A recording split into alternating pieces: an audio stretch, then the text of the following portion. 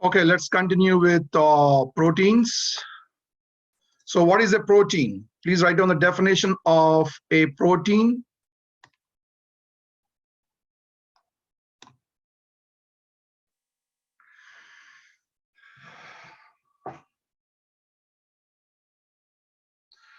What is the definition of a protein? We told you guys yesterday, a protein is a polypeptide of 50 or more amino acids. You need to have 50 or more amino acids that has biological activity.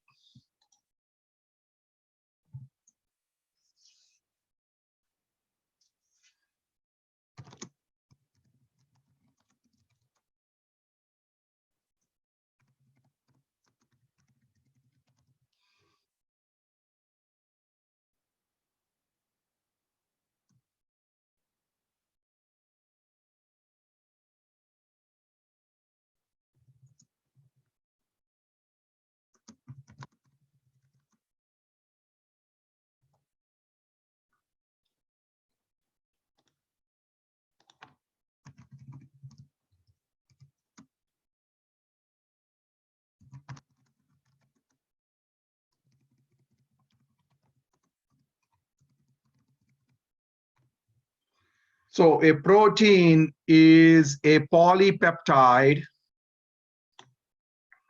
What do we mean by polypeptide? A long chain, yes, connected with amide bonds.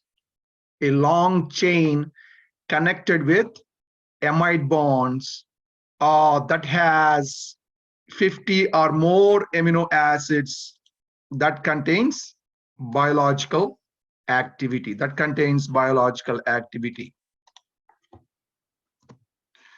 Although the shorter peptide chains, like less than 50 amino acid residues, have a specific biological functions, they are not generally classified as proteins. So if they have less than 50 or less amino acids with specific biological functions, they are not generally classified as proteins. Please be aware of that.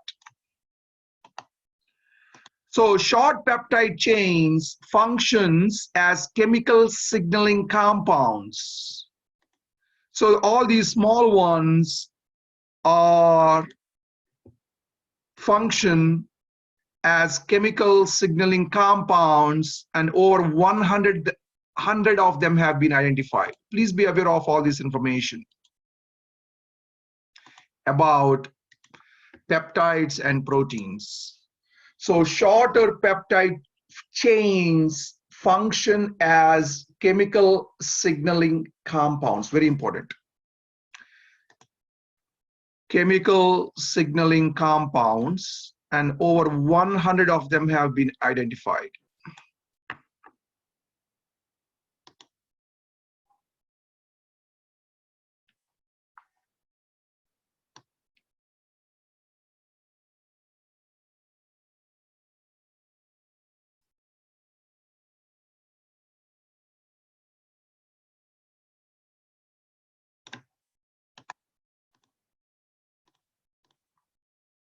Example,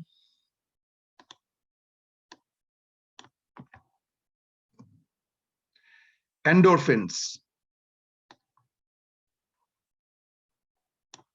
Example, endorphins. Endorphins are the examples of chemical signaling peptides. Chemical signaling peptides. They are natural painkillers that are produced in the body. They interact with receptors in the brain to inhibit the transmission of pain signals. So far, 5 endorphins have been found. An example of an endorphin peptide is alpha endorphin, and I'm going to show you guys the sequence of amino acids in endorphin. I want everyone to copy all this information in your class notes. Example for a peptide chain that has a biological activity is endorphins.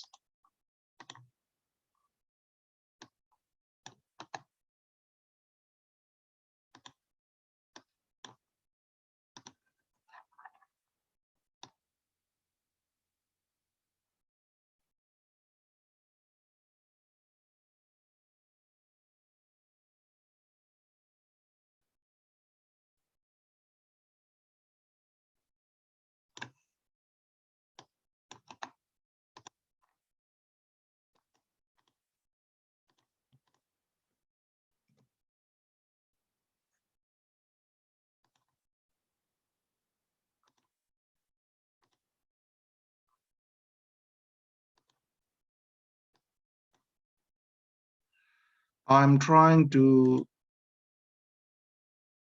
show you guys the sequence of endorphins.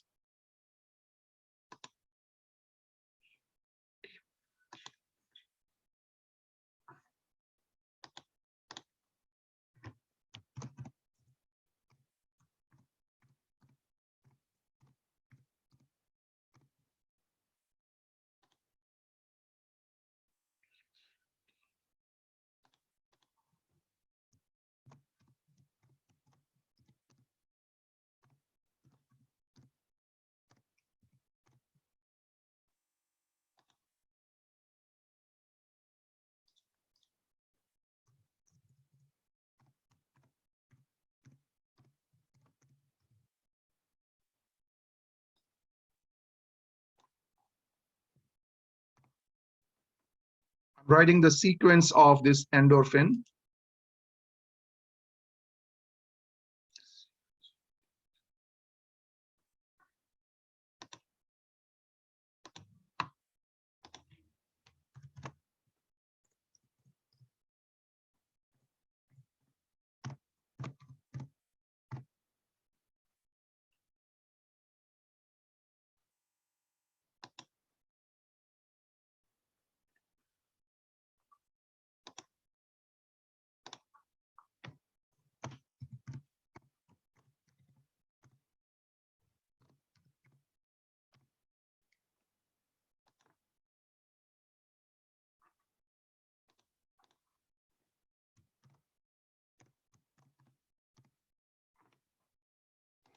So this is the sequence of alpha endorphin. And THR, threonine contains N terminal. I told you guys N terminal is always on the left hand side.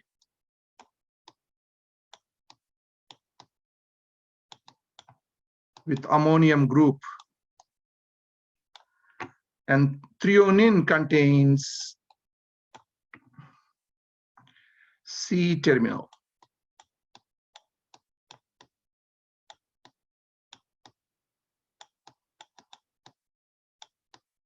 Carboxylate group.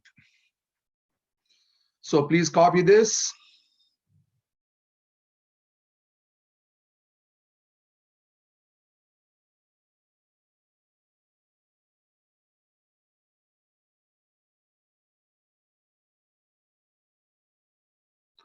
Once you're done copying all this slide, please send me a chat message.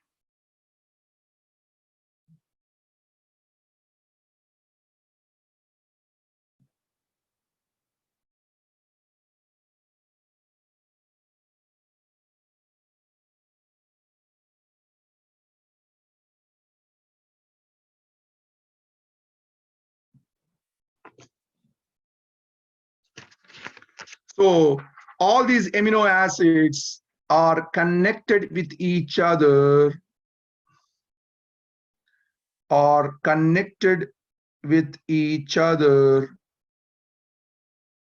by peptide bond. I showed you guys yesterday how to form a peptide bond by losing water. Peptide bond is also called amide bond.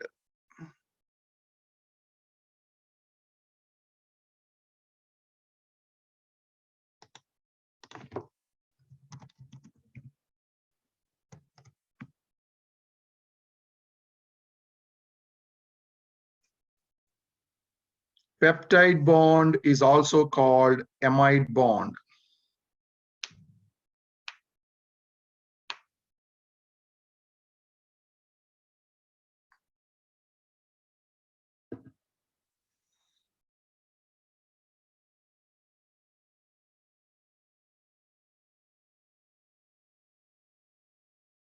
Please copy. Once you're done, please let me know.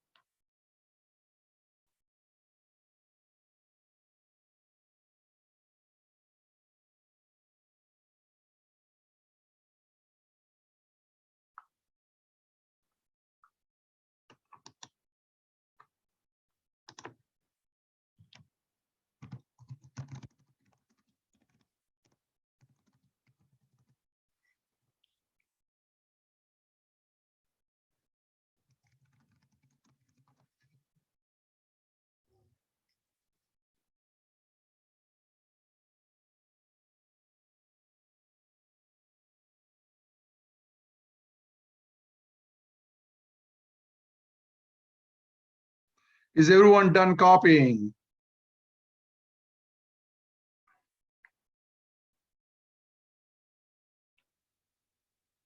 Is everyone done copying this information? Can I move on to the next slide?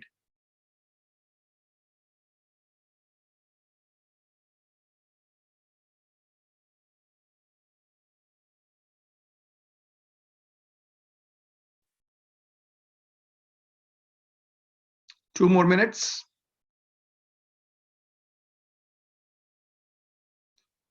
So another example for a peptide is oxycodone.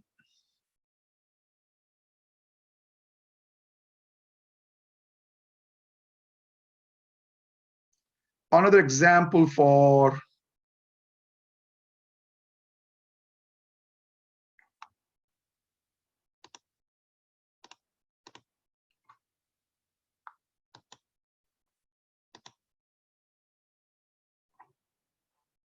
peptide is oxycodone.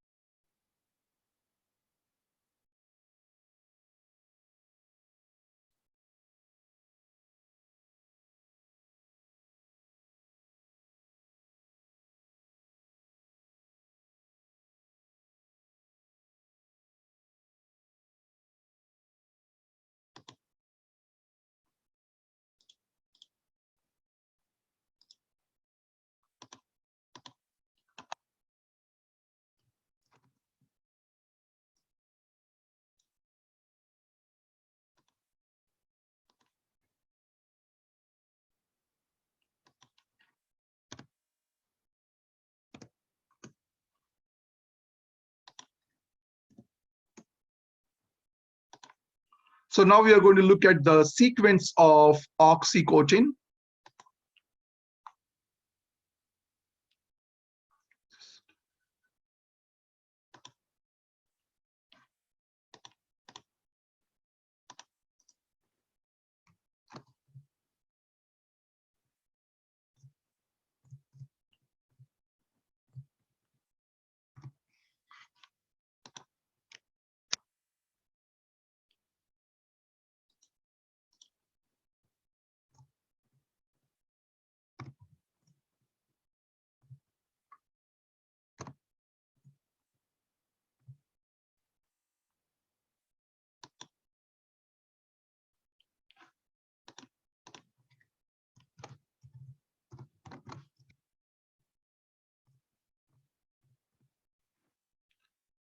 So this is the sequence of oxycotin. This is another example of a peptide. It is produced by gland and stimulates uterine contractions in labor. Oxycotin contains 9 amino acid residue which are connected in the sequence shown below.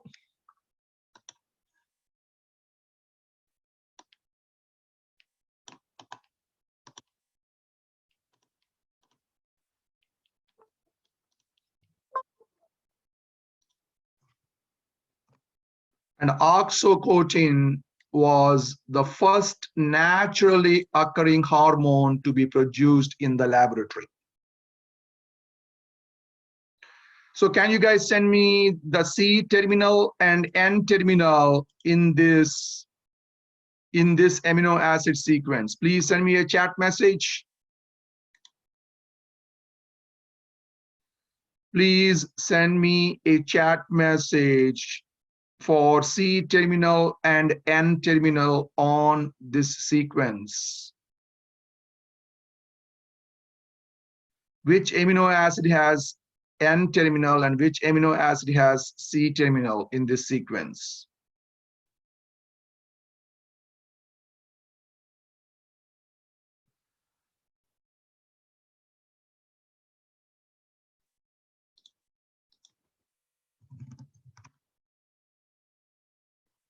Only one person is responding. Please, everyone has to respond here. Which one has N terminal and which one has C terminal?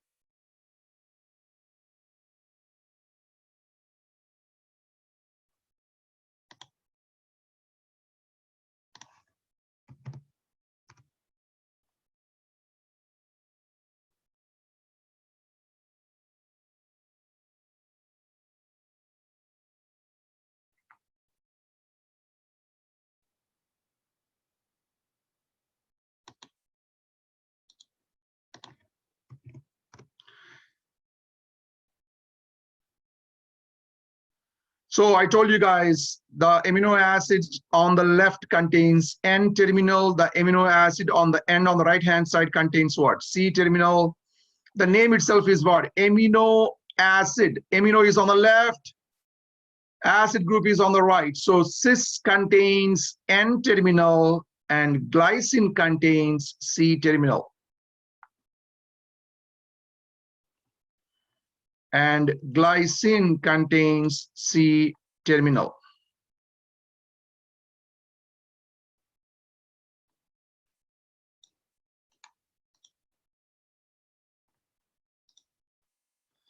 Now the next concept is protein structure.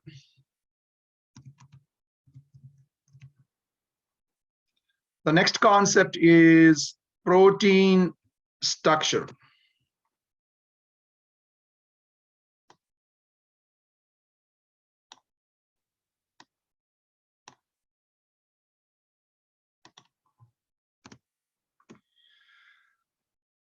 Protein structure is understood in terms of 4 levels of organization. So whenever we talk about a structure of a protein, we always look at the structure of a protein at 4 different levels. At a primary level, secondary level, tertiary level, and quaternary level. So each level has a significance. Each level has a significance. So we are going to talk about all 4 different levels. So whenever we discuss the structure of a protein, we always think or try to understand protein at 4 different levels: primary structure or primary level, secondary structure or secondary level, tertiary structure or tertiary level, and quaternary structure or quaternary level.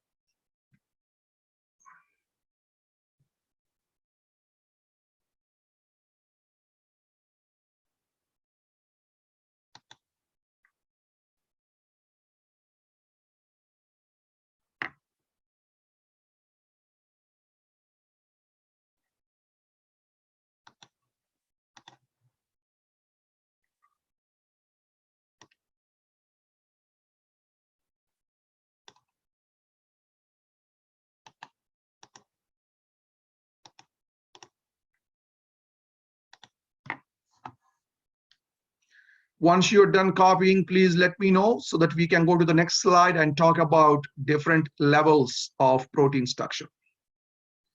Please send me a chat message once you're done.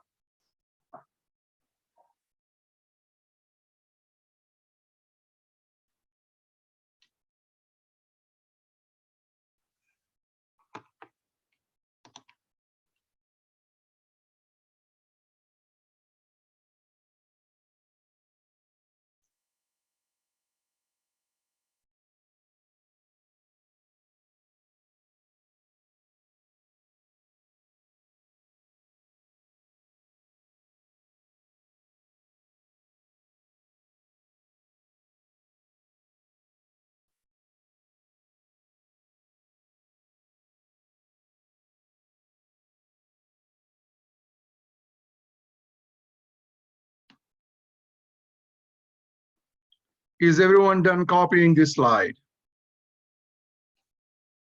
Okay, now let's start with primary structure. The order of amino acid sequence is referred as primary structure. The order of amino acid sequences in a peptide or protein is referred as primary structure.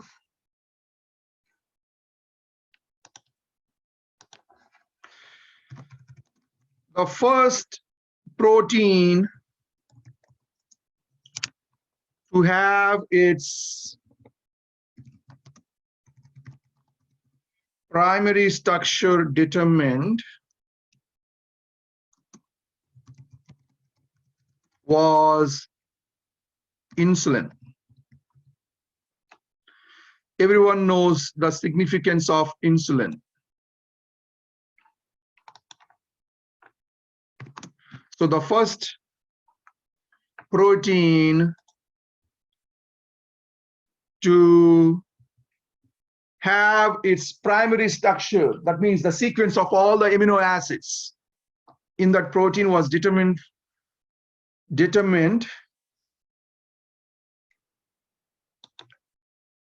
was insulin, accomplished by a scientist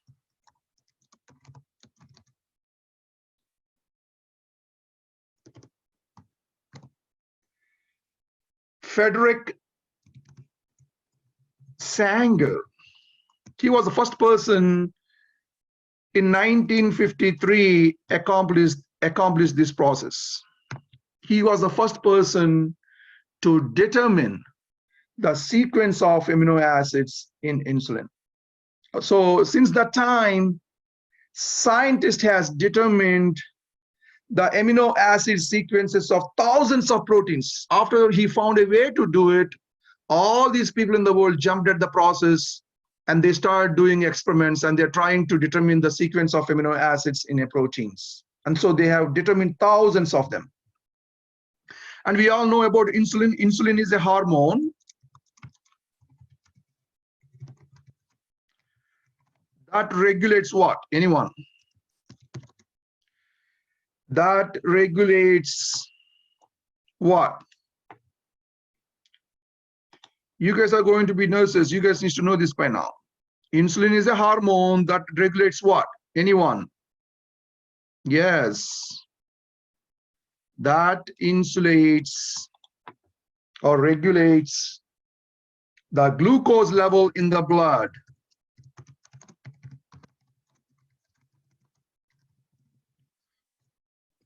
The glucose level in the blood. So what they found out was insulin is made of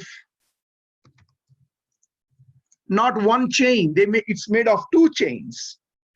So when they started determining the chain, they found out insulin is made of two chains. They called chain A and chain B.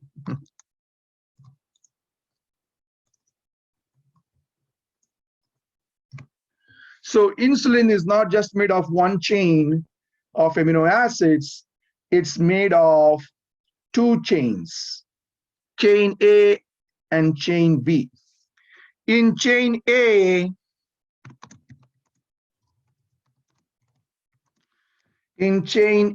there are 21 amino acids.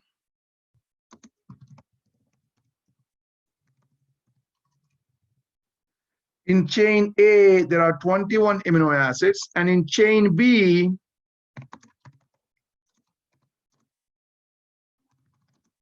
30 amino acids.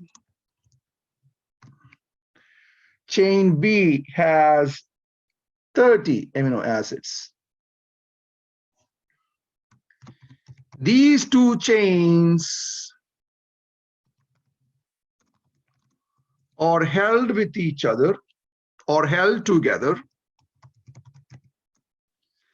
These two chains are held together by disulfide bonds. Disulfide means what?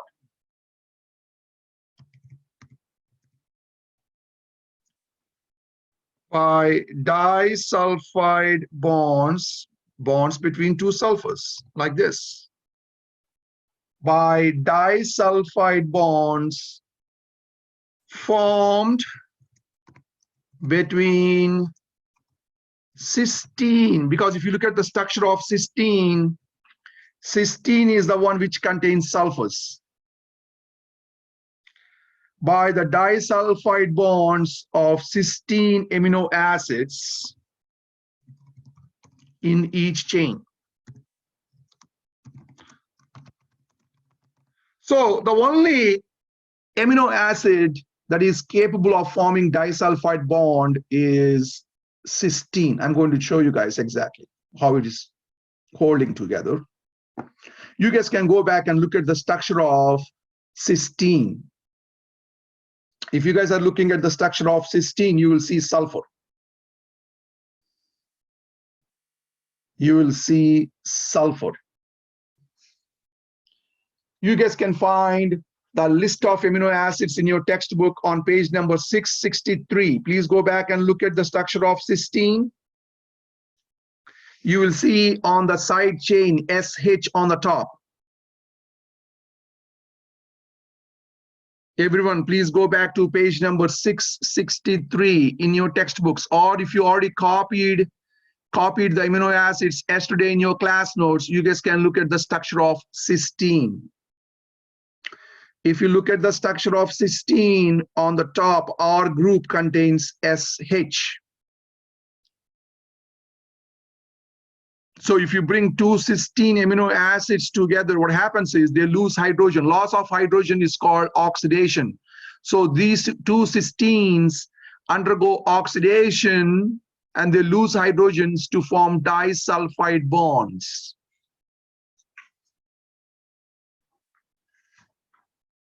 They form disulfide bonds.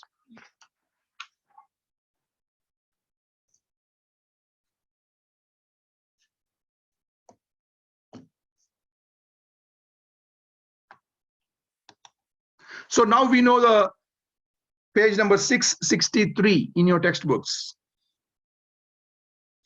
Ma'am, if you copied the amino acids yesterday, you guys can look at your class notes. Your class notes also must contain cysteine amino acid.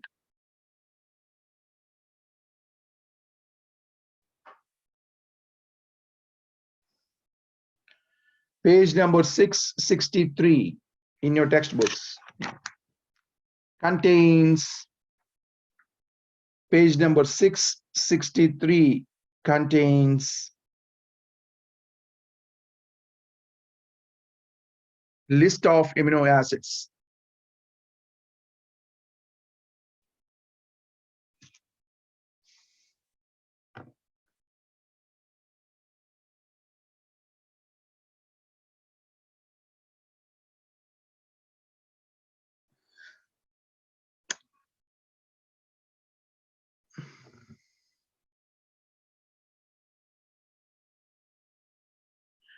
So I need to show you guys a little bit about, I will talk about insulin, but I would like to talk about cysteine also here, because significance of cysteine.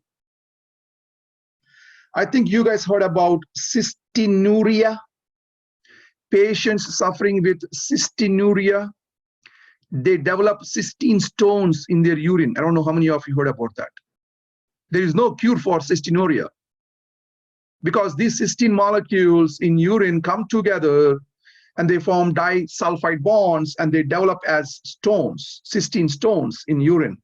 And I'm going to talk about that a little bit later. But first, I would like to show you guys insulin structure.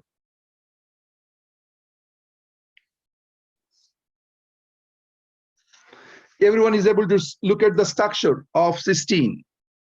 Yes, on a chain, you will see SH group. On the R group, you will see SH. So the disulfide bond is formed between two cysteine amino acids. If they are close, the cysteine amino acids, if they are close to each other, what they do is, this is a natural tendency. They lose hydrogen and they form disulfide bond. So cysteines have that ability to do that. So today, human engineering is able to produce, or genetic engineering is able to produce exact structure of insulin. So you guys can see we can buy insulin today.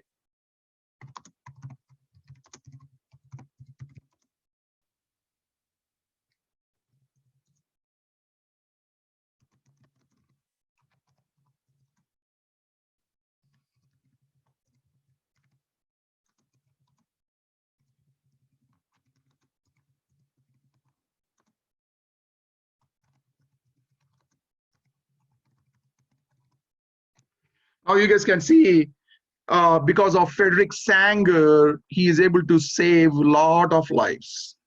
He is able to save a lot of people's lives around the world.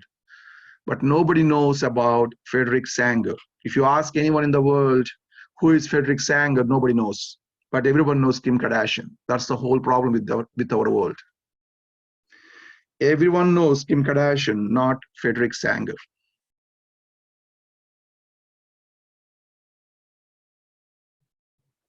Ma'am, it's on the screen. Frederick Sanger. I'm highlighting it for you on the screen. Why he's not famous? Because nobody wants to learn science.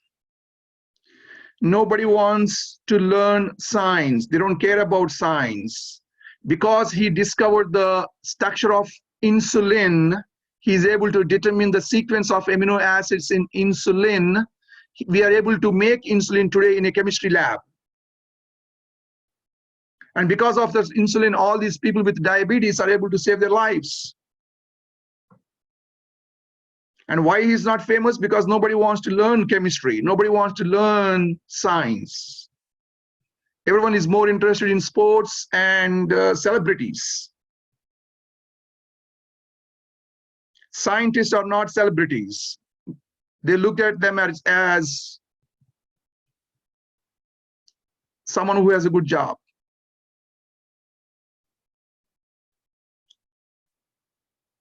In my view, these people, these scientists who discover things, supposed to be the famous ones, not Kim Kardashian.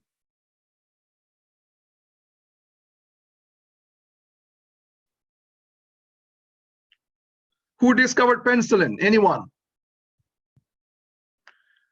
Who discovered penicillin without Googling it?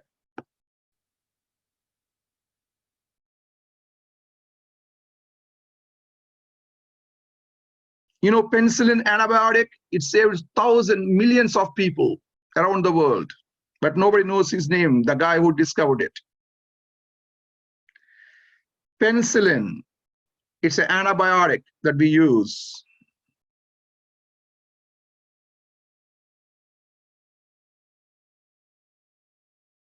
See, you don't remember, but do you know Kim Kardashian, ma'am? She's on Facebook every day.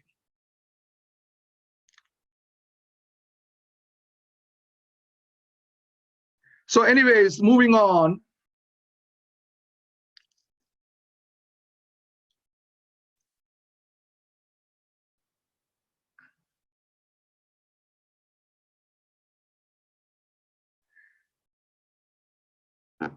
Moving on.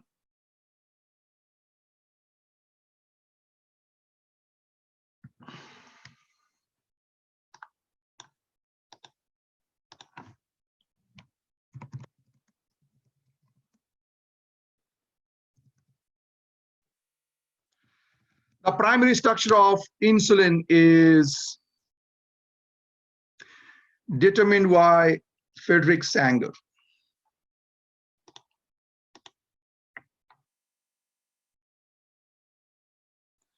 Now let me show you guys the structure of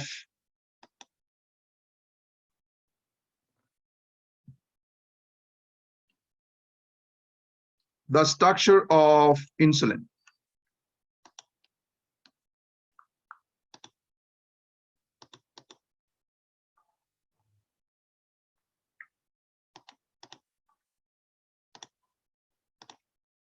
So please look at the structure of insulin. You have chain A and chain B. You have chain A and chain B.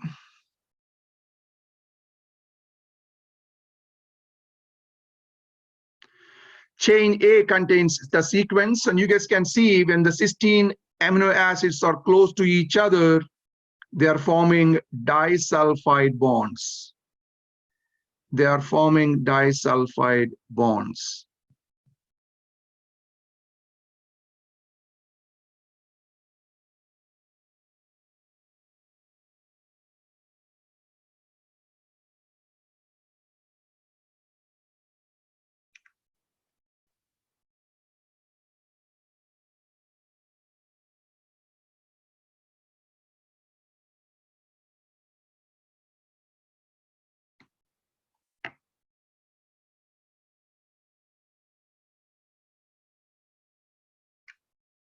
If you're interested in the sequence of insulin,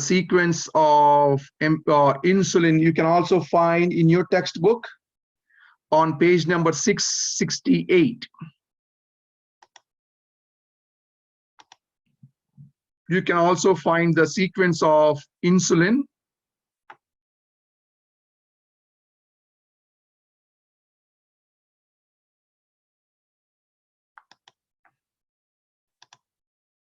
You can find the structure of insulin in your textbooks in page number 668.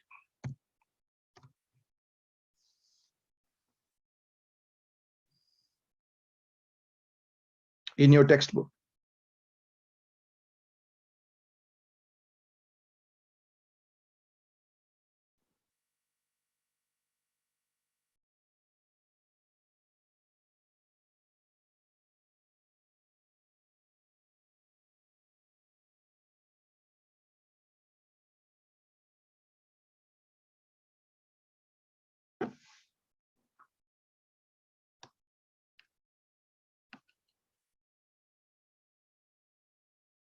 So the gene encoding the protein ultimately determines the unique sequence for every protein.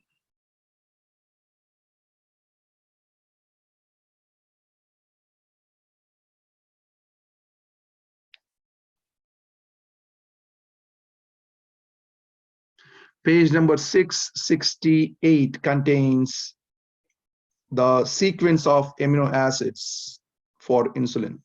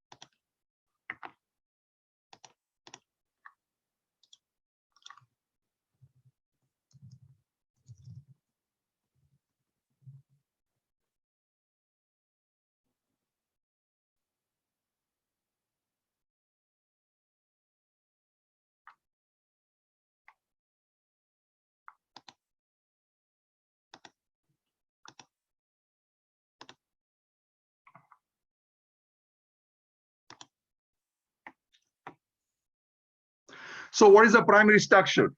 Primary structure determines what? The order of amino acid sequences in a peptide or a protein.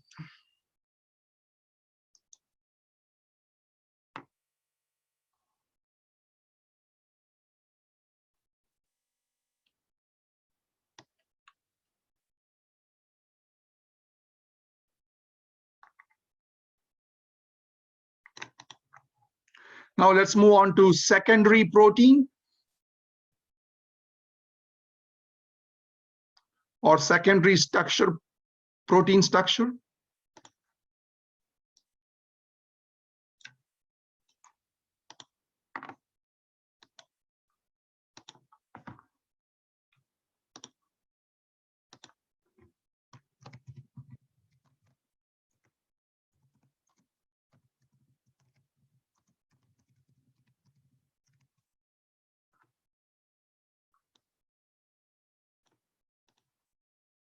Secondary protein structure.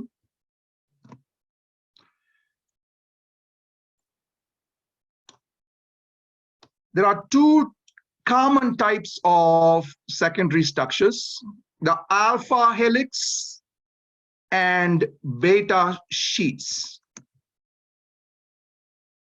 There are two types of secondary structures, alpha helix and beta sheets.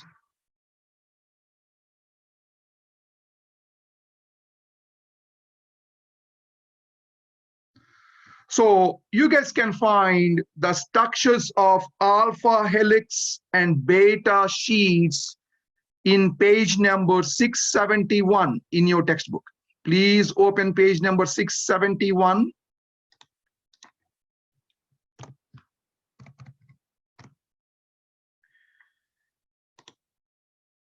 Please open page number 671. I want everyone to look at the structures of alpha helix and beta sheets.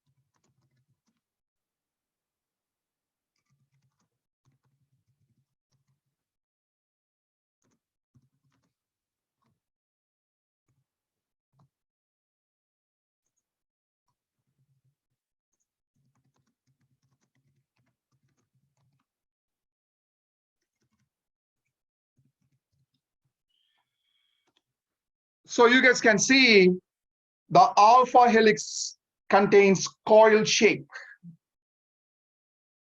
It contains a coiled shape from hydrogen bonds between carbonyl oxygen and hydrogen NH group in the next turn.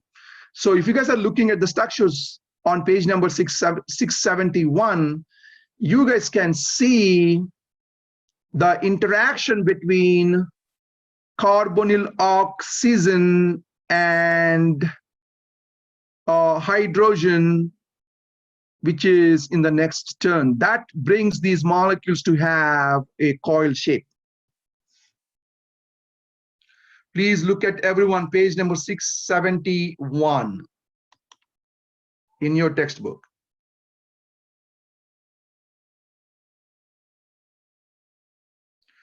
Now let me show you guys on my screen here.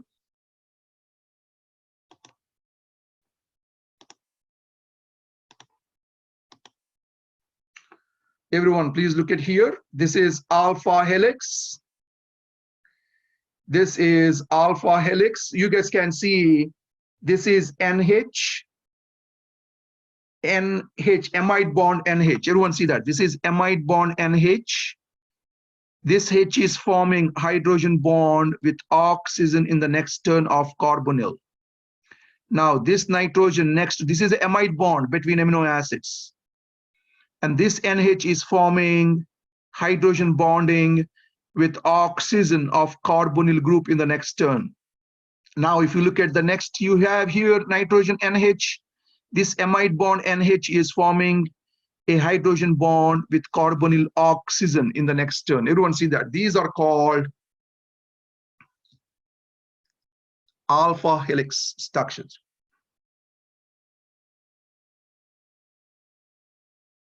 But if you guys are looking at beta sheets, what do you see? In beta sheets, there is a hydrogen bonding between polypeptide chains. There is a chain going on here. There is a chain going on here. And these chains are held together by hydrogen bond between the same groups, NH and carbonyl oxygen, NH and carbonyl oxygen, NH and carbonyl oxygen, and so on. So for every helical turn in alpha helix has 3.6 amino acid residues. Please, one more time, let's look at here how these chains are forming alpha helix structure. Clearly, you guys can see the alpha helix structure contains coil shape. So how they can get this coil shape? If you guys are looking at atomic level, what do you see? This is the amide bond. This is the amino acid here, amide bond.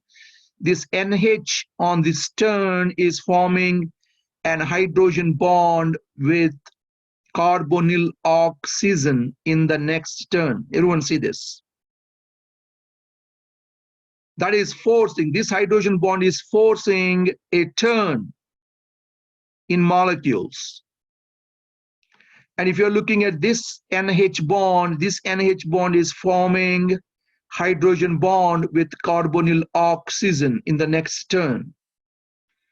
And if you guys are looking at, this is a amide bond, C double bond ONH. This NH is forming amide bond with carbonyl in the next turn. So because of this hydrogen bond, what happens is, just like our DNA, this molecule turns to form a coil shape.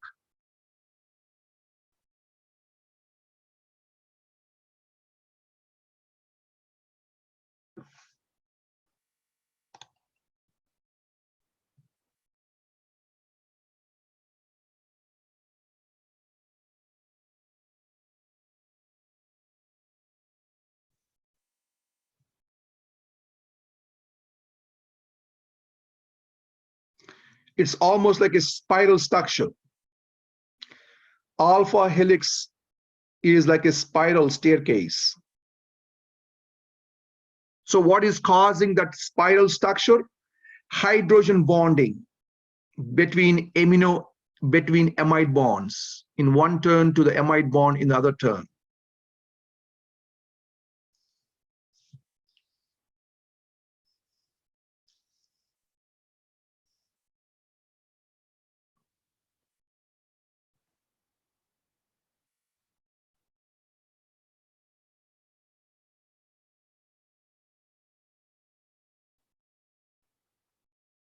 So if you guys are looking at beta sheets, you guys can see the beta sheets contains same hydrogen bonding between NH and carbonyl between two peptide chains. There is a chain going here and there is a chain going here, and the hydrogen bonding between these two chains are forming these beta pleated sheets.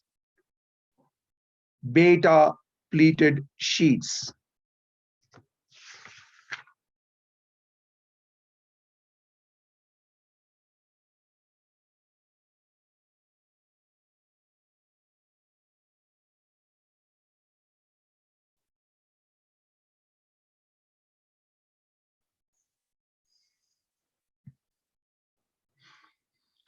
So can I exit this screen? Please let me know.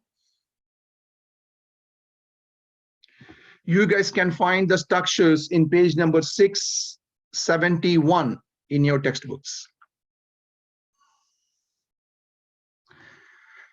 So clearly you guys can see the structures of alpha helix and beta sheets are due to what? Hydrogen bonding between the main chains.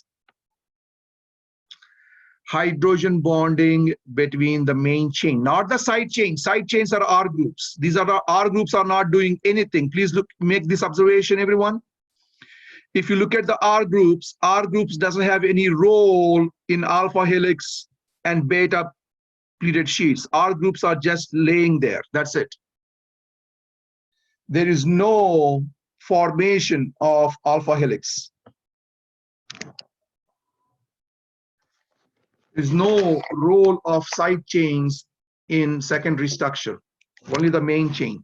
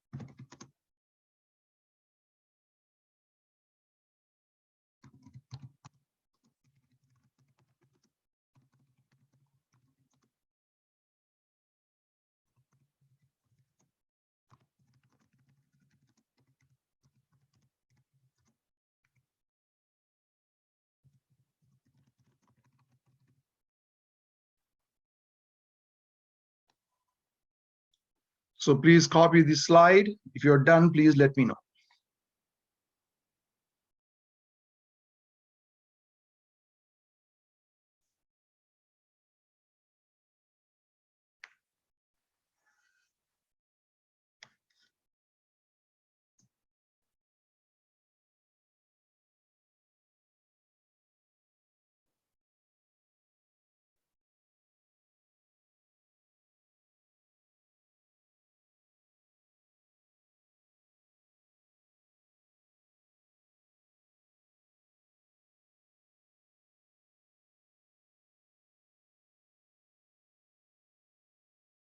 Is everyone done copying?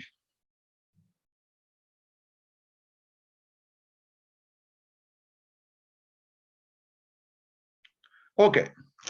Now I want to give you guys a practical application for secondary structures.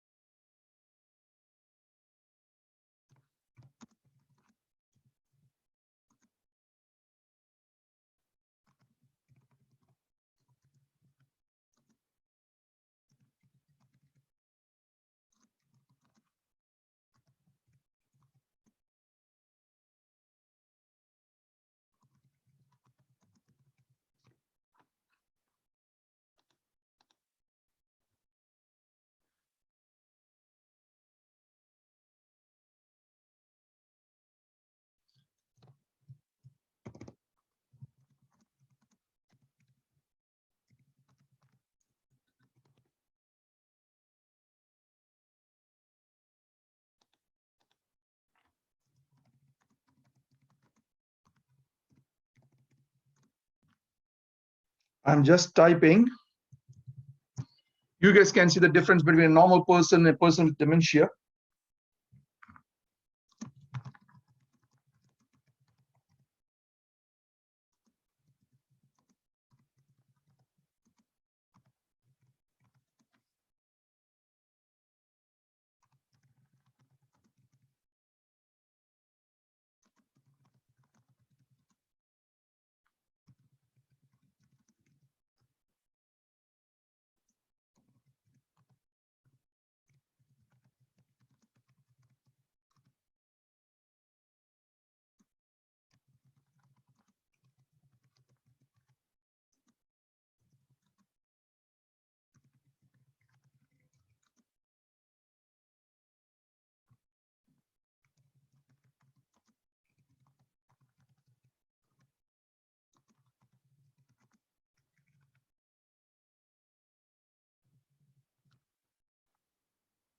This is the difference between a normal person and a person who is suffering from a memory loss.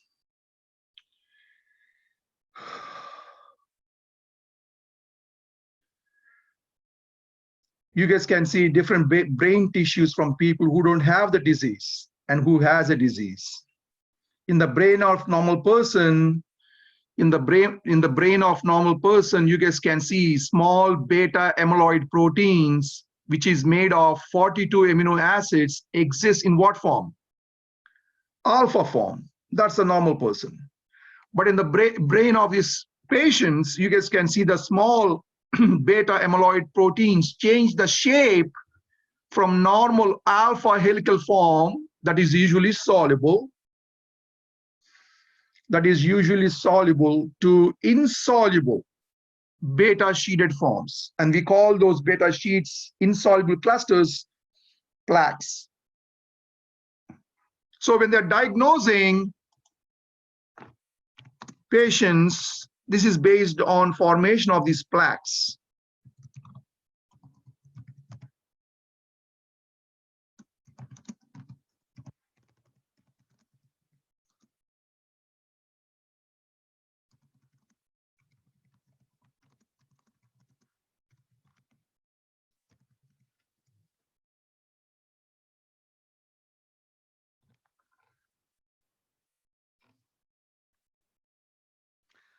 So currently there is no medication that is available for this disease.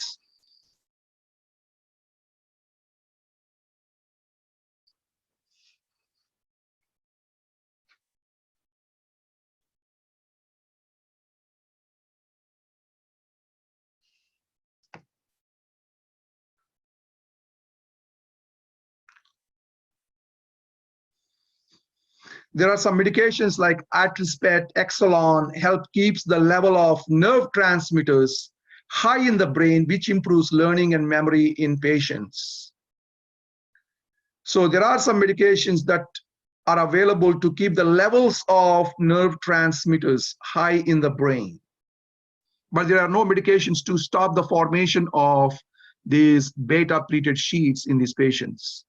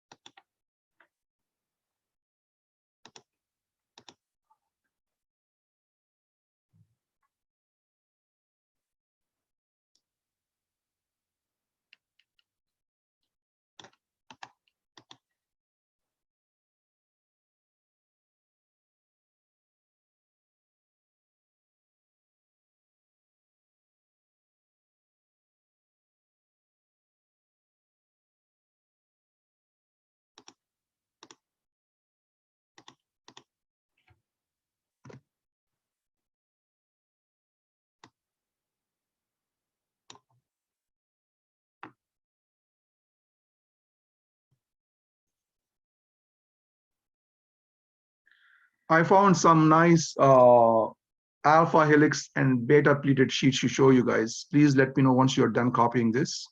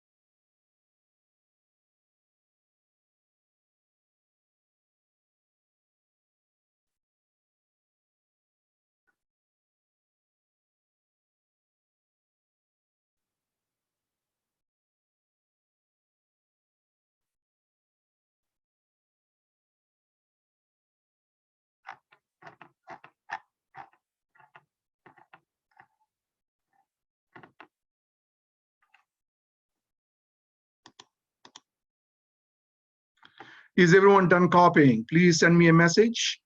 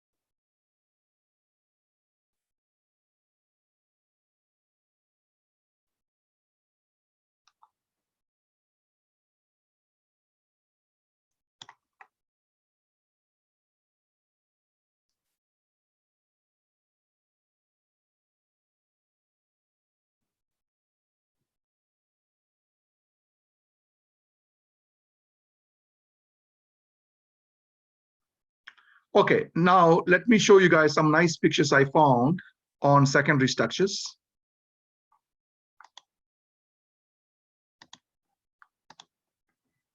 Now, please, everyone, look at here. This is alpha helix. Clearly, you guys can see this is our peptide bond.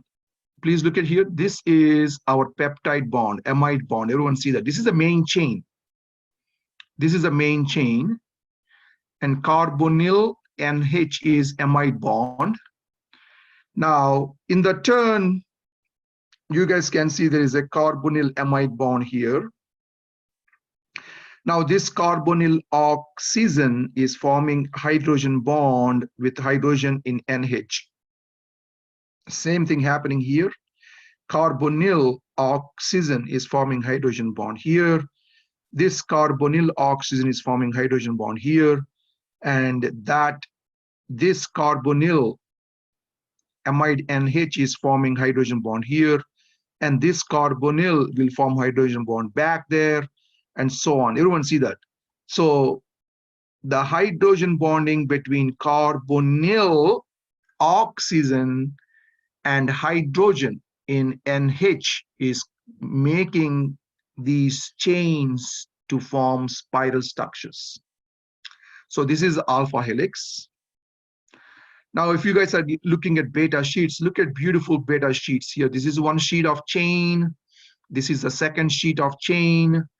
And you guys can see the hydrogen bonding between carbonyl oxygen and with the hydrogen, NH hydrogen in the next chain. So this is how you form beta sheets: hydrogen bonding, hydrogen bonding, hydrogen bonding. Yes. So if you guys are looking at alpha helix and beta sheets, you guys will see the formation of the secondary structures.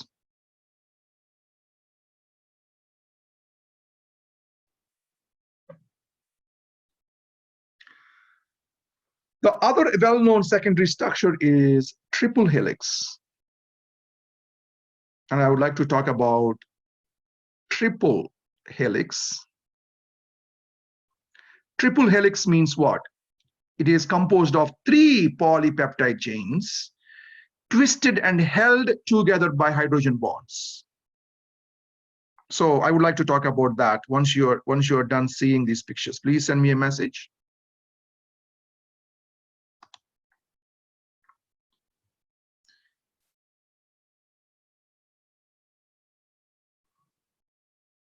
Is everyone able to see the hydrogen bonding? Yes, done everyone?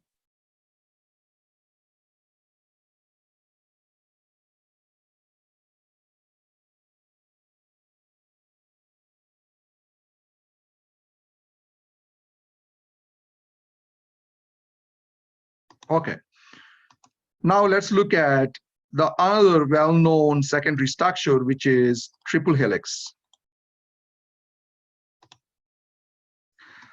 The well-known ones are alpha helix, beta period sheaths, and also triple helix.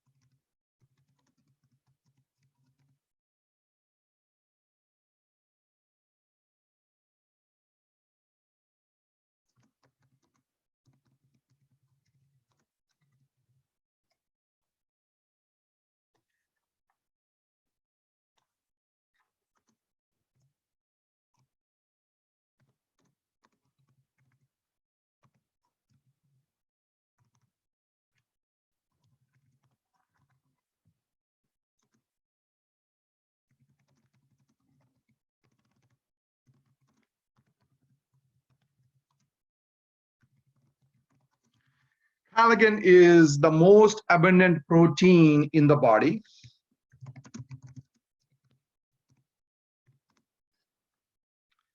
Found in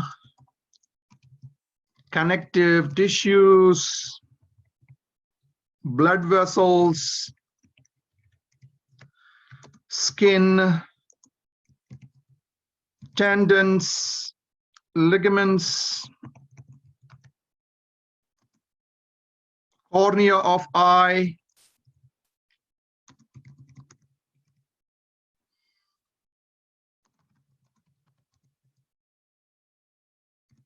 cartilage. So the strong structure of collagen is a result of what structure?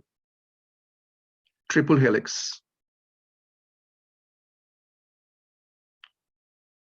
The strong structure of collagen, if you look at collagen, is very strong. Our connective tissues are very strong. Is due to triple helix. So collagen contains a high content of glycine. Glycine is almost 33%.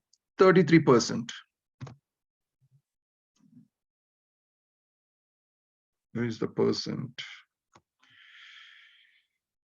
I don't see the percent here. Okay. 33% of glycine. You have 22% of proline.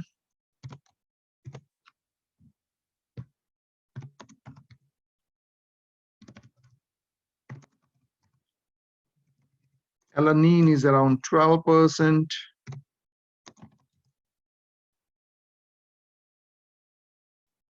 And lysine.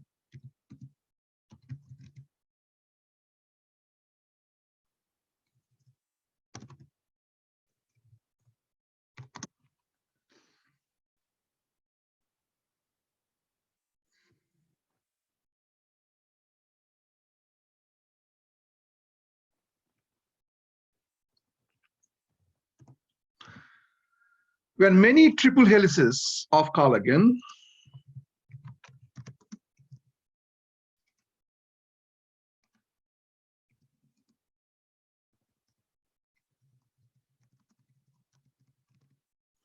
when they bundle together, they form fibrils.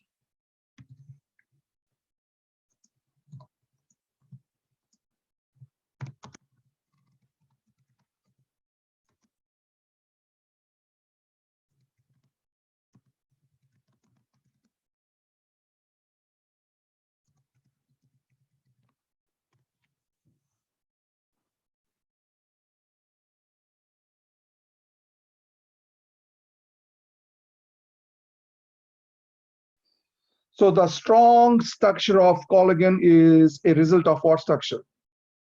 Triple helix. When many triple helices bundle together, they form fibrils that make up these connective tissues and tendons. When a diet is deficient in vitamin C, what happens? Or when a person ages. When a person ages, these crosslinks between the fibrils starts weakening, and then you'll see the skin losing this elasticity and you're forming wrinkles. So when a diet is deficient in vitamin C,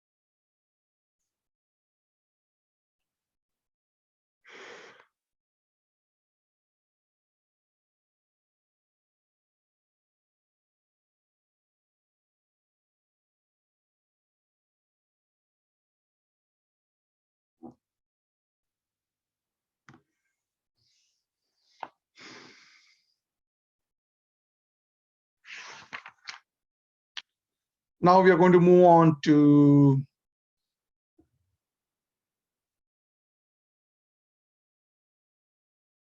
tertiary structures.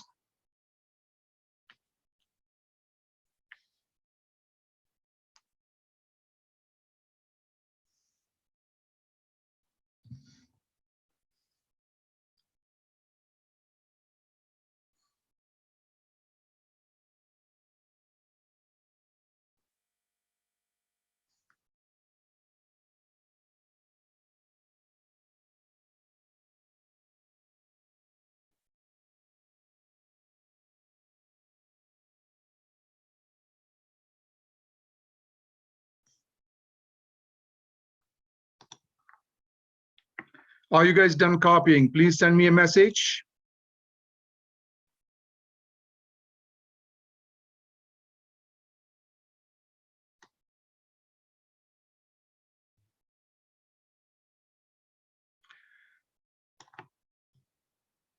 Okay, 2 more minutes.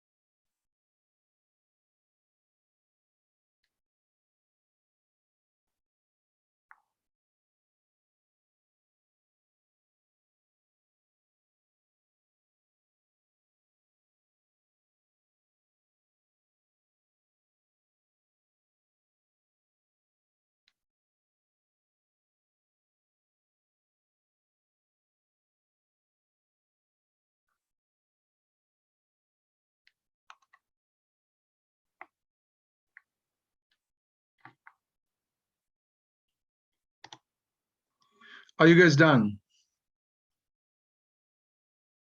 Yes? Okay, now let's move on to tertiary structure.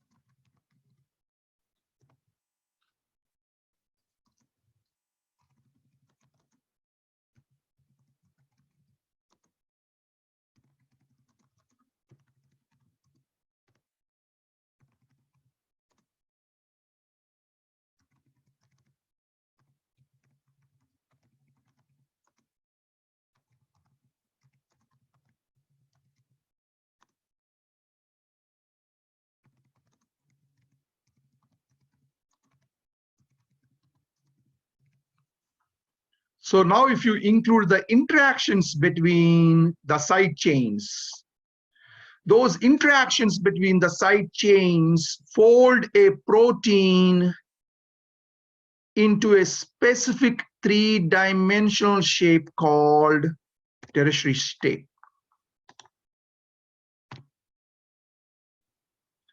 I'm going to show you guys these interactions between the side chains because we learned from yesterday's class the side chains can be non-polar. The side chains can be what? Polar neutral, polar acidic, and polar basic. Don't you guys remember? We learned about all those interactions. We looked at the interactions. I'm going to show you guys some examples.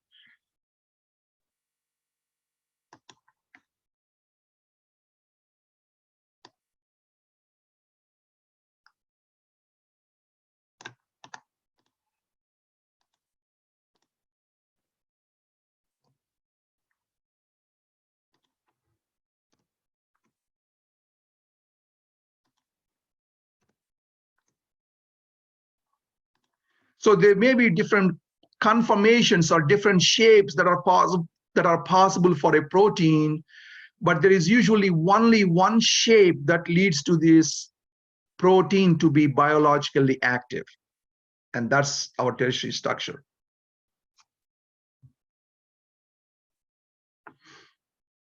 I'm going to show you guys right now. Once you're done copying, I'm going to show you guys the tertiary structure of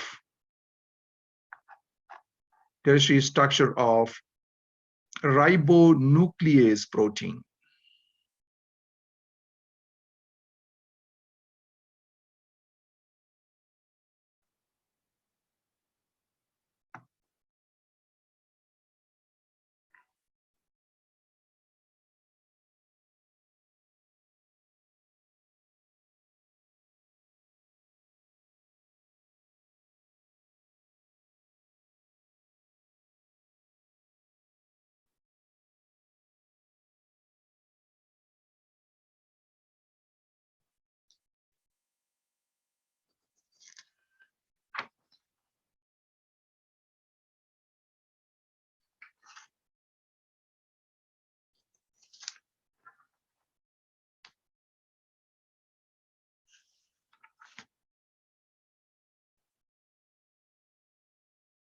Are you guys done copying?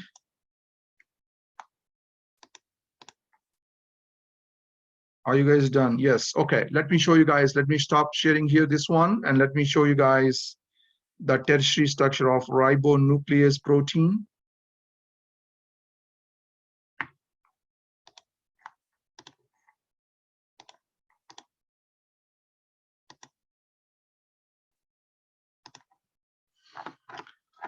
Okay. This is a structure of ribonuclease. This is the tertiary structure of ribonuclease. In ribonuclease, you guys can see alpha helix here, alpha helix. This is alpha helix. And this one on the back side is also alpha helix. Everyone see that. So tertiary structure also contains what? Secondary structures, but this is a specific conformation. This is a specific shape that gives biological activity to this ribonuclease protein. And what causes this specific conformation or shape of this protein? The interactions between the side chain R groups. I'm going to talk about all that right now. I just want to show you guys. This is a ribonuclease protein, but if you're also looking at this ribonuclease, you guys can see this is a beta sheet. Look at this arrow here. This is a beta sheet. And look at here, this one here, this is also a beta sheet. Everyone see this? This is a beta sheet here. So this is a specific conformation of this protein, ribonuclease. So I want everyone to open page number 675 in your textbooks. Page number 675 in your textbooks. You guys will see all the different types of interactions between the side chains. Page number 675. There is a figure 19.7.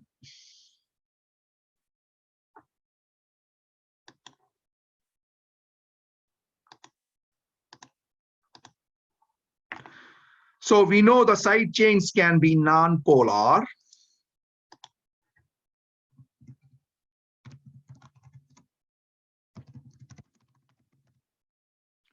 So non-polar side chains, if you have two non-polar side chains, what type of interactions they can form? They can form hydrophobic interactions. So when you have amino acids with non-polar side chains, when they come together in a structure, those amino acids with non-polar side chains can form hydrophobic interactions. So what is the advantage of these hydrophobic interactions? These interactions usually push water away. Yes, because they are hydrophobic, they don't like water. So they are usually in the interior part of the molecule.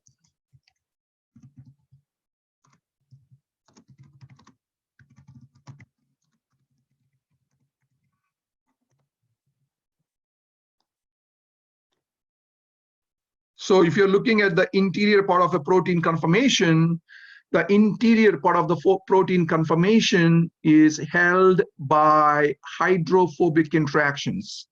If you want to see that, please look at page number 675. You guys will see the structure of it. You guys will see the tertiary structure.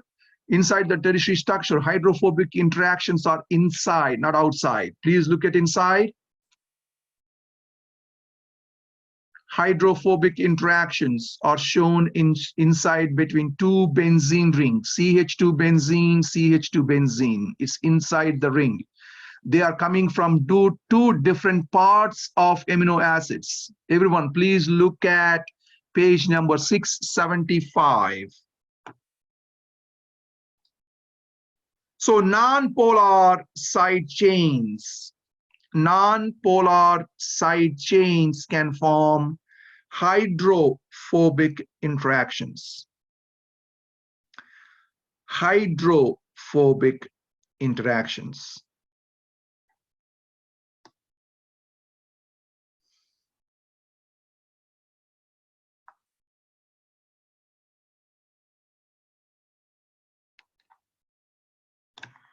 Now, what about polar side chains? We know we have polar side chains, polar neutral.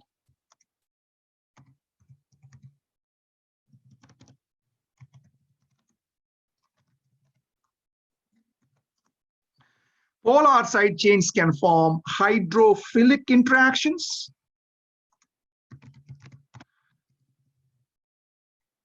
Hydrophilic interactions, where you are seeing hydrophilic interactions. Hydrophilic interactions are where? Please look at page number 675, where you see hydrophilic interactions. Inside the protein or outside of the protein?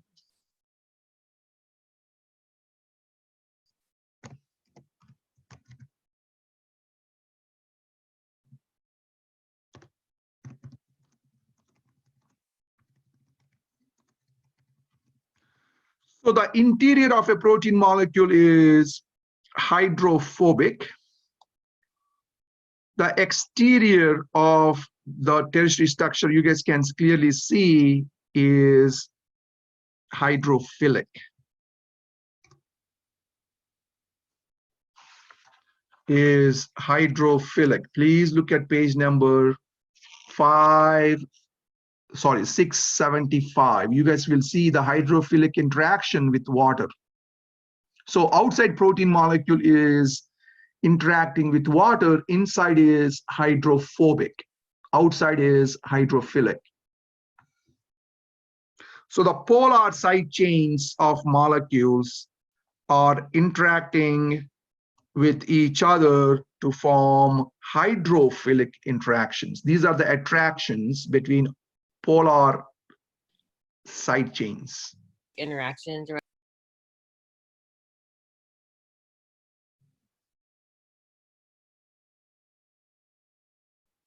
Interactions between polar side chains is called hydrophilic interactions.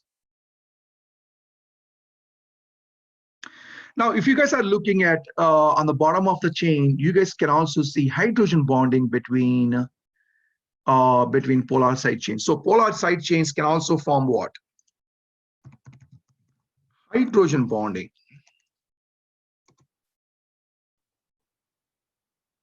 So polar side chains can also form hydrogen bonding, especially if they have oxygen or nitrogen. Especially we know polar side chains like serine. Serine contains a side chain OH. Aspartame contains amide, C double bond O NH2, amide side chain. So they can form hydrogen bondings. So polar side chains can form two types of interactions: hydrophilic interactions and hydrogen bonding. Next. But we also know polar side chains contains polar acidic and basic side chains. Polar acidic and polar basic chains forms interactions called, or ionic interactions called, salt bridges.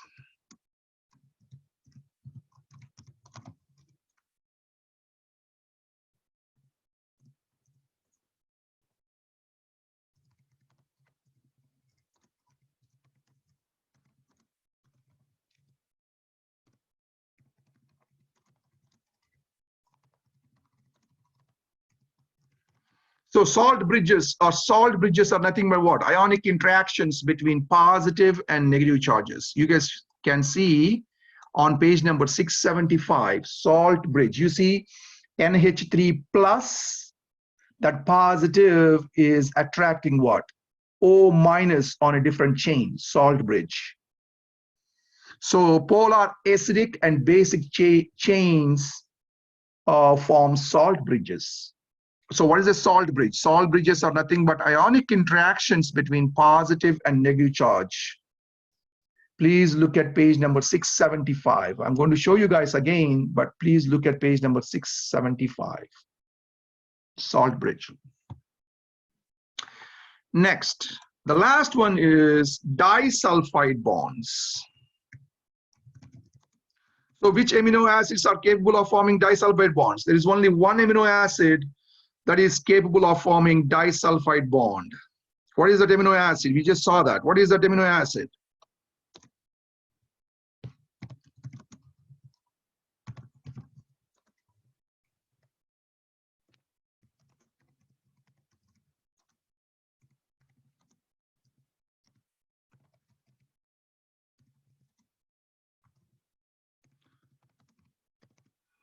So when you bring two cysteine amino acids together, what they form? They form disulfide bond. So these are the interactions between side changes. These interactions causes these protein molecules to attain a specific conformation.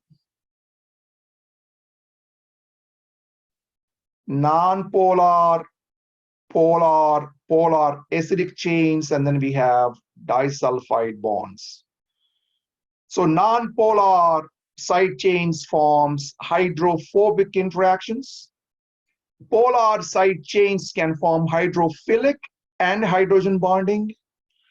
Polar acidic and basic chains form salt bridges because of positive and negative charges on them. Disulfide bonds are formed between two cysteine amino acids. I'm going to show you guys all these forces right now.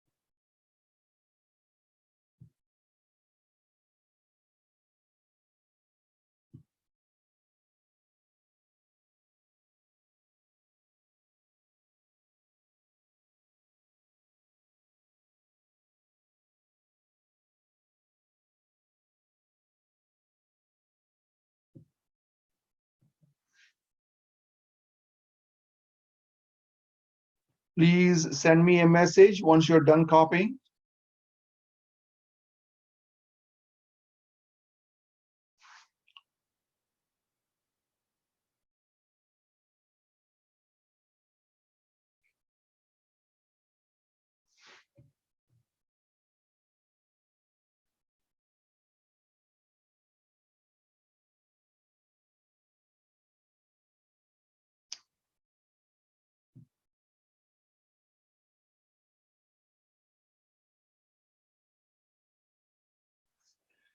At the end, I would like to talk about disulfide bonds and their significance in causing this disease called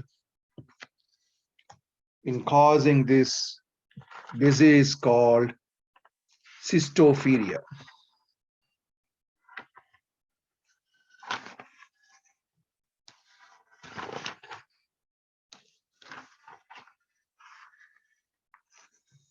Cystinuria.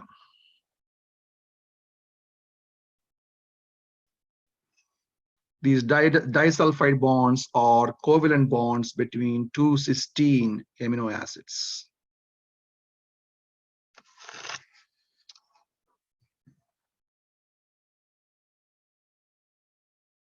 So if you bring two cysteine amino acids close together, they form disulfide bonds. Okay, let me show you guys some structures, some interactions between these side chains.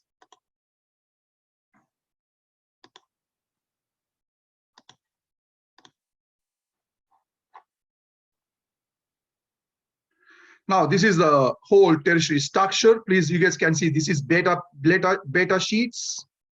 Now, what type of interaction is this? Please look at here.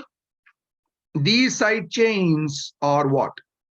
Made of all just carbons. Everyone see this? These side chains are just made of carbons. We know carbons are non-polar in nature. So the interactions between these non-polar side chains is hydrophobic. So this pocket is water-free pocket. This pocket is water-free pocket.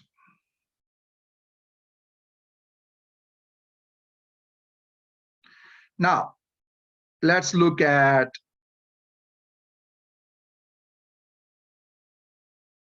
hydrogen bonding between the side chains. This is polar. How do I know this is polar? Because of OH. This polar OH is forming a hydrogen bonding with carbonyl group. Everyone see this? Yes. And if you guys are looking at here, this is another hydrogen bond between side chains. Please look at here. This is NH2 side chain is forming a hydrogen bond with this CH2. And this oxygen side chain is forming hydrogen bond with this hydrogen. See, this is a hydrogen bonding between side chains. This is a hydrogen bonding between peptide groups. What do I mean by peptide group? Peptide group is main chain. There is a difference. Hydrogen bonding between peptide groups will form alpha helix and beta helix structures. Hydrogen bonding between side chains forms tertiary structures. So this is a tertiary structure. So this is the hydrogen bonding between polar groups. Now you guys can see this is a salt bridge. This is a salt bridge. Why this is a salt bridge? Because this is an attraction between negative and what? Positive. So this is a salt bridge. And you guys can see here, here we have a cysteine, here we have a cysteine. They are forming disulfide bonds. This is a disulfide bond.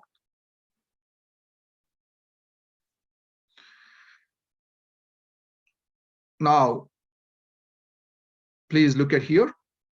Hydrophobic interactions.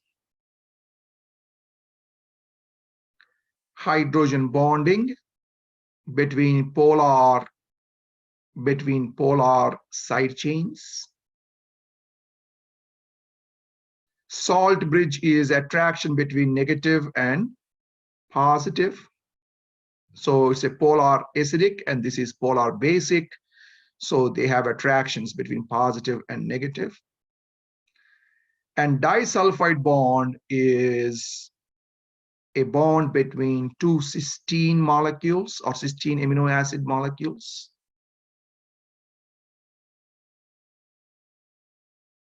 And the next one we are going to talk about is quaternary structure.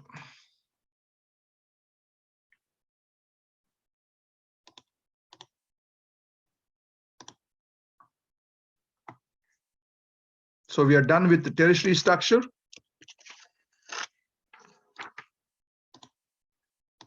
Now we are going to talk about quaternary structure.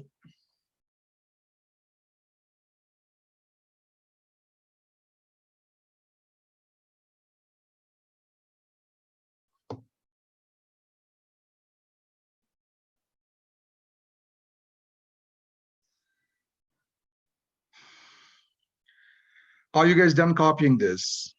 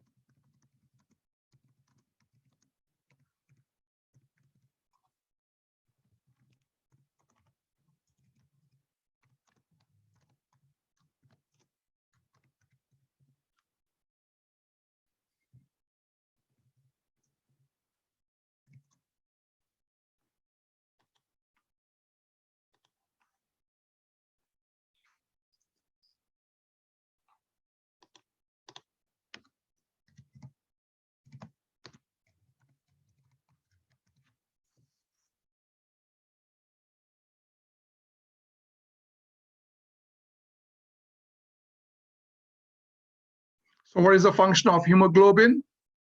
Hemoglobin needs two or more tertiary structures to come together to act as one unit. That's the reason why we call that structure quaternary structure.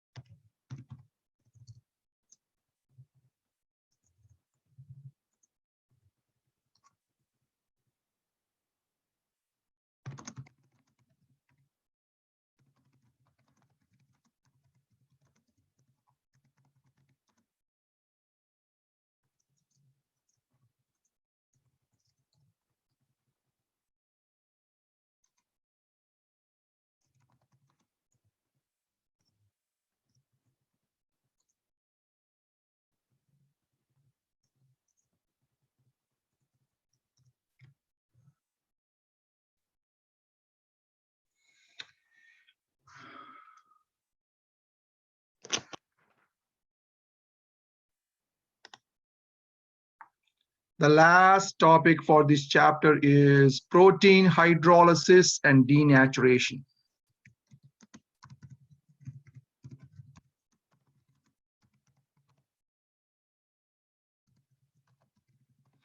First, we are going to talk about denaturation.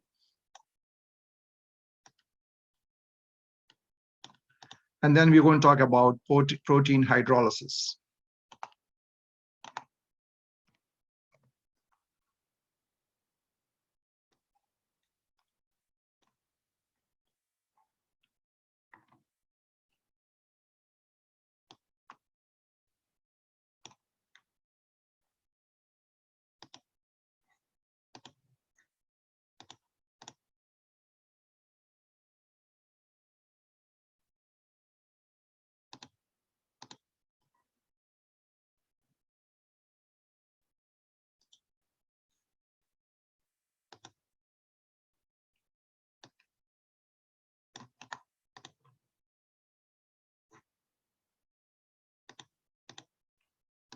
So let's start with protein denaturation.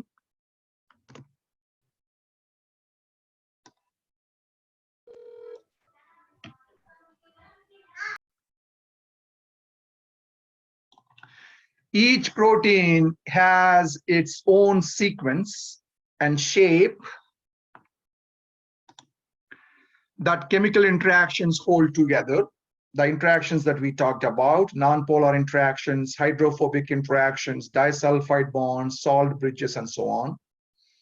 But if you subject that protein to changes in temperature, like increasing temperature or decreasing temperature, or pH, acidic or basic conditions, or exposure to chemicals, what happens is the protein structure may change, losing its shape without losing its primary sequence. And we call that protein denaturation. Protein denaturation. So please write down the definition for denaturation.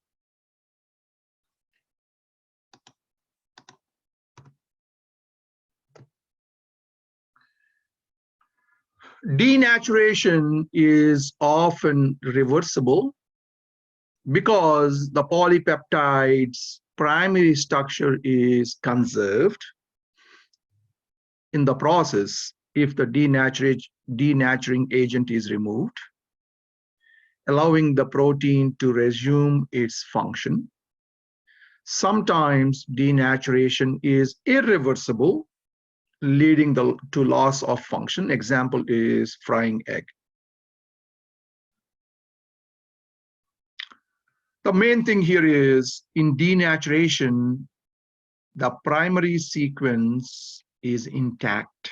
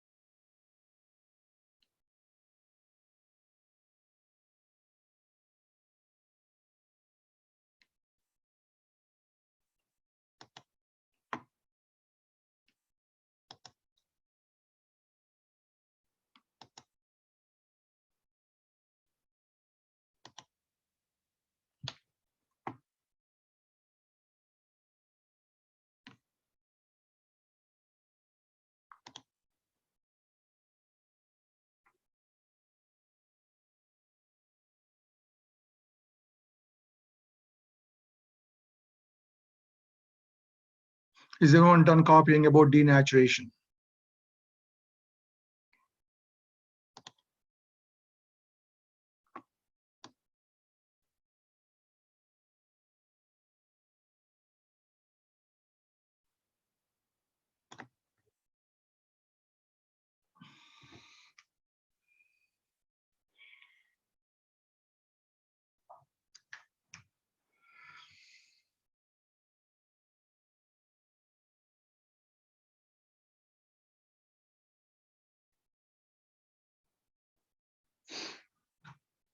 So in denaturation process, the primary structure is intact. The sequence of amino acids is not disturbed.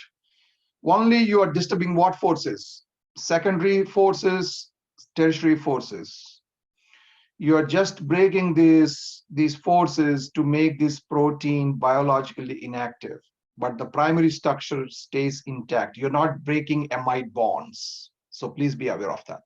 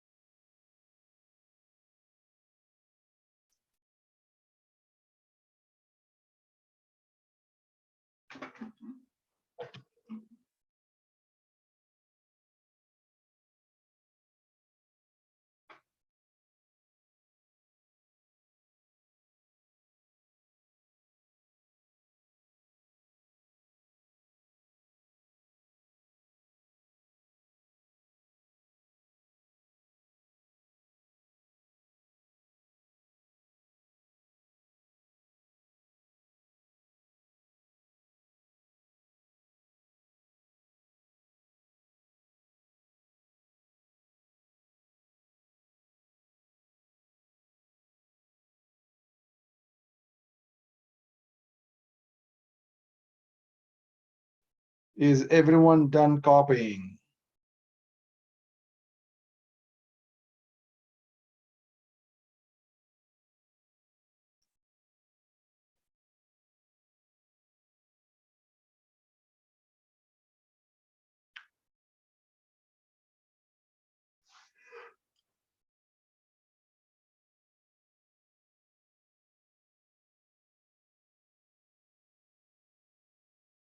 Couple of minutes. Please try to finish it up.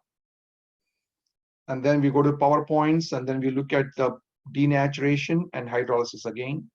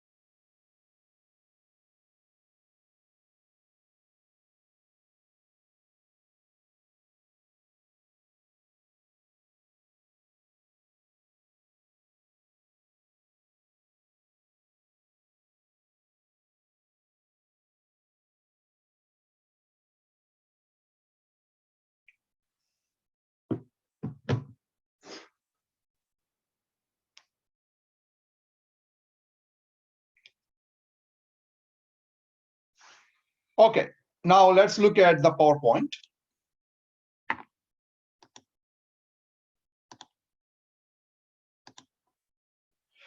So denaturation of a protein occurs when a change disrupts the interaction between the residues that stabilize secondary, tertiary, and quaternary structures, but that does not affect the amide bonds between amino acids. So basically, the forces that are holding secondary, tertiary, and quaternary structures are being disrupted when you change the temperature or pH or acidic or the other conditions, but it doesn't affect the primary structure of a protein. For example, we can we can denature a protein by increasing temperature or making the pH very acidic or basic, or adding certain organic compounds or heavy metals, or adding mechanical agitation, like when you are making egg, when you are agitating eggs. The interactions are between the residues are disrupted only in or secondary and tertiary forces. Now, for example, when proteins are denatured when heated above 50 degrees Celsius. So when you heat above 50 degrees Celsius, you are disrupting hydrogen bonds and hydrophobic interactions between nonpolar residues. But even though you change these hydrophobic bonds and hydrogen bonds, it doesn't change the nutritional value of proteins, but makes them more digestible. Example, high temperatures are used to disinfect surgical instruments and gowns by denaturing the proteins of any bacteria present. That's the reason why when you go to dentist office, they have to sterilize those surgical instruments. So heat can disrupt what bonds? Hydrogen bonds and hydrophobic interactions between non-polar residues. Heat above 50 degrees Celsius disrupts the hydrogen bonds and hydrophobic interaction between non-polar residues. Now, if you change the pH, it breaks hydrogen bonds, but it also disrupts ionic bonds and salt bridges. It also breaks hydrogen bonds, and it also disrupts ionic bonds and salt bridges. Example, tannic acid. Tannic acid is a weak acid used in burn ointments, and it is applied to the site of the burn to coagulate proteins.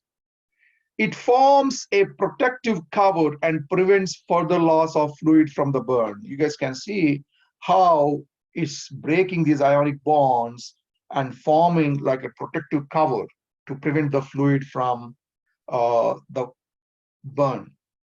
So basically, when you change the pH, you can denature a protein. But how you can denature, what forces are being disrupted? It breaks hydrogen bonds, it disrupts ionic bonds and salt bridges. Next, organic compounds. You can add organic compounds like alcohol, ethanol, or isopropyl alcohol. We use these as disinfectants, exchanging the bacteria's proteins hydrogen bonds to water with their own, disrupting the side chain intramolecular hydrogen bonding. So you guys can see alcohol also works on hydrogen bonds. Alcohols can break bacterial protein hydrogen bonds. An alcohol swab is used to clean wounds, example, to prepare skin for injection before alcohol passes through the cell walls and coagulates the proteins inside the bacteria.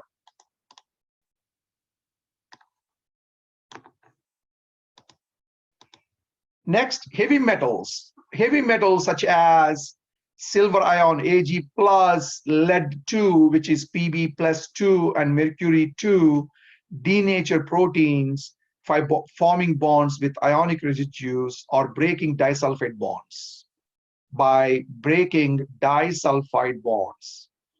Example, 1% solution of AgNO3 are placed in eyes of newborn babies to destroy the bacteria that cause gonorrhea.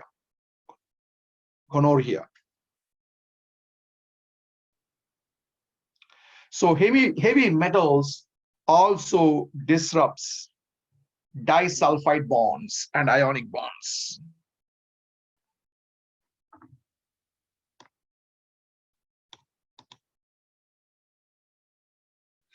The whipping cream and the beating of egg whites are examples of using mechanical agitation to denature a protein. What the whipping action does is it stretches the polypeptide chains until the stabilizing interactions are disrupted. You're just disturbing the polypeptide interactions.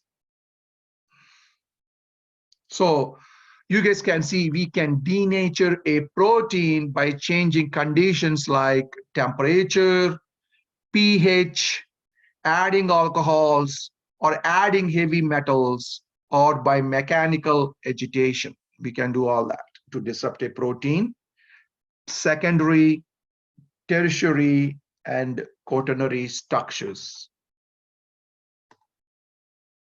Okay, this is the summary for protein denaturation.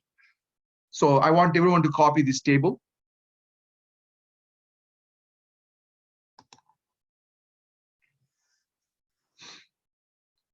I want everyone to copy this table.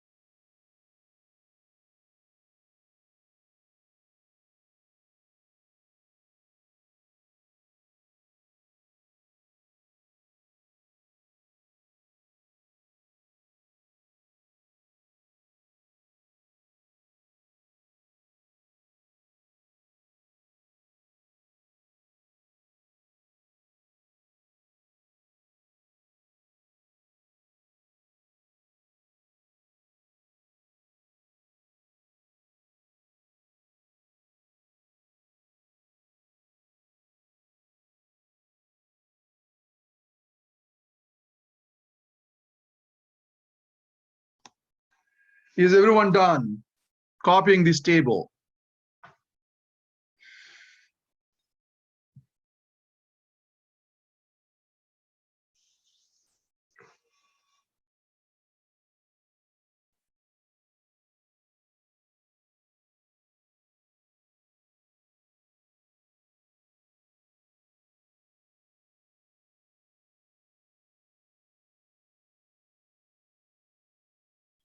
So you guys have to remember organic compounds. Organic compounds disrupt hydrophobic interactions. Heavy metal ions disrupt disulfide bonds in proteins. Agitation disrupts hydrogen bonds and hydrophobic interactions. Acids and bases disrupts hydrogen bonds between polar residues and salt bridges. Heating above 50 degrees Celsius disrupts hydrogen bonds, hydrophobic interactions between non-polar residues. So you have to remember all those bonds that are being disrupted by these denaturing agents.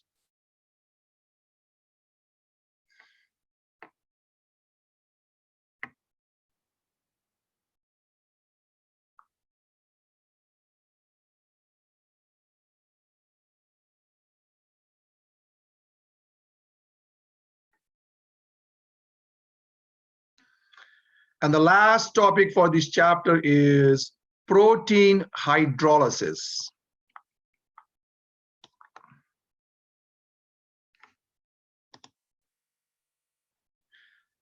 And the last part of this chapter is protein hydrolysis. What is protein hydrolysis? Even the peptide bonds are broken through hydrolysis. That means even the primary structure is broken down into individual amino acids. The whole amino acid sequence is broken down into individual amino acids. So this occurs in stomach when enzymes catalyze the hydrolysis of proteins to give amino acids, and breaks up the primary structure by breaking the amide bond that links these amino acids. Please look at here. Please look at here. This is a primary structure. It's broken down into individual amino acids, alanine, glycine, and serine. This is our tripeptide alanyl glycylserine. This is our tripeptide.